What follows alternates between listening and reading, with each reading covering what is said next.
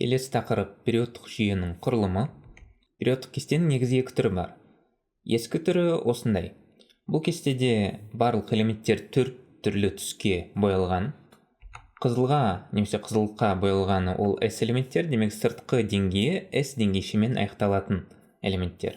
Сарымен боялғандары P элементтер, демек P деңгейшемен аяқталатын. Осы екі элемент түрлері әрқашан осындай түстерге боялады: қызғылт және сары.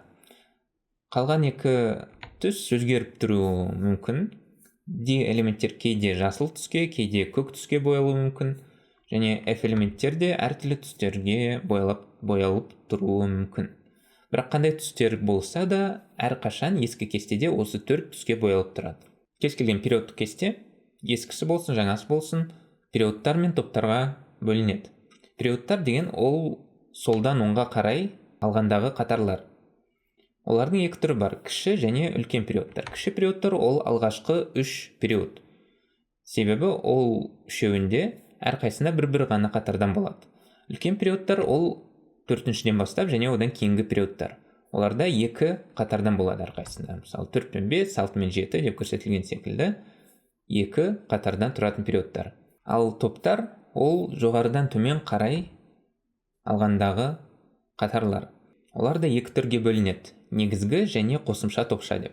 Негізгі топша ол S және P элементтер, ал қосымша топша ол D элементтер. F элементтер бұл жағдайда топтардан тыс орналасады. Демек олар топтарға кірмейді, олар бөлек болады. Жаңа кестенің түрі осындай болады. Бұл кестеде әлде қайда көбірек түстер қолданылады. Демек бұл жерде төрт түске емес, көп түстерге бөлінген. Бұл олардың табиғи топтарына байланысты. Демек элементтердің өздерінің белгілі бір табиғи топтары бар, олардың бір-біріне қасиеттері де ұқсас.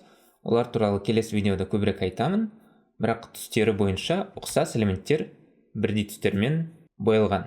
Осы екі кестенің айырмашылығын қарастырып көрсек, қараңыз, S элементтер дәл ескі кестедегідей жаңа кестеде де орналасады. Демек осылай жаңа кестеде де ең бірінші болып тұрады. Бірақ одан кейін ескі кестеде P элементтер кететін болса, жаңа кестеде алдымен D элементтер кетеді. D элементтер осылай бір қатар болып орналасады. Одан кейін ғана барып P элементтер орналасып бастайды. Көрініп тұрғаныңыздай, жаңа кестеде элементтер тура деңгейшелердің толу реті секілді орналасады. Алдымен S, кейін D, одан кейін ғана барып P элементтер. Және осылай P элементтер соңына дейін орналасып жазыла береді. Ал F элементтер ескі және жаңа кестелерде бірдей орналастырылады. Екеуінде де олар бөлек орналасады. Енді ұяшықтың құрылысын қарастырып көрейік. Әртүрлі кестелерде ұяшықтың құрылысында әртүрлі ақпарат көрсетіліп тұруы мүмкін. Бірақ әрқашан ұяшықта элементтің таңбасы тұрады, элементтің атауы жазылып тұрады, оның реттік номері және атомдық массасы көрсетіледі.